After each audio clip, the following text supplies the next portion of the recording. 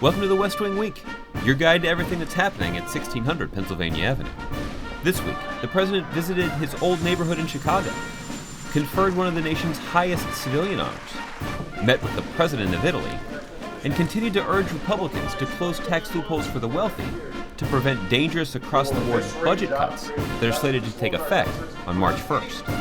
That's February 15th to February 21st, or a single sacred word, citizen. Thank you. I wish you all the best. Thank you. On Friday, Italian President Napolitano joined the president in the Oval Office, where they discussed the deep and abiding friendship between our two countries, the world economy, and the president's plan to pursue a U.S.-European Union free trade agreement, which the president first discussed in his State of the Union address last week.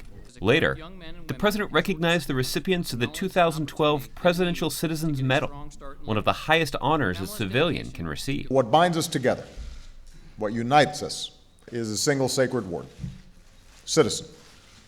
Then the president traveled to Chicago to talk about the importance of making sure every child in America can reach his or her potential. Speaking at the Hyde Park Career Academy, which is less than a mile from the president's Chicago home, the president laid out a plan to rebuild ladders of opportunity into the middle class for every single American who is willing to climb them. It's not easy, but it does require us, first of all, having a vision about where we want to be. On Tuesday, the president called for a balanced approach to deficit reduction that would cut spending we don't need and also close tax loopholes that only benefit the wealthiest Americans.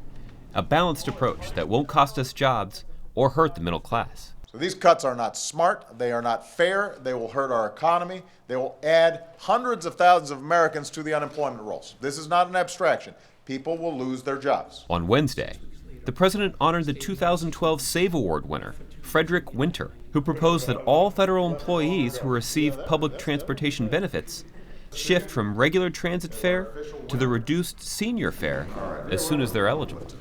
Suggested what seemed to me a basically obvious idea for federal cost saving, and I just got to go to the Oval Office and meet the president. Later, as part of Live from the White House, the president spoke with 8 local television anchors from across the country, representing South Carolina, Massachusetts, Kansas, Maryland, Oklahoma, California, Texas, and Hawaii.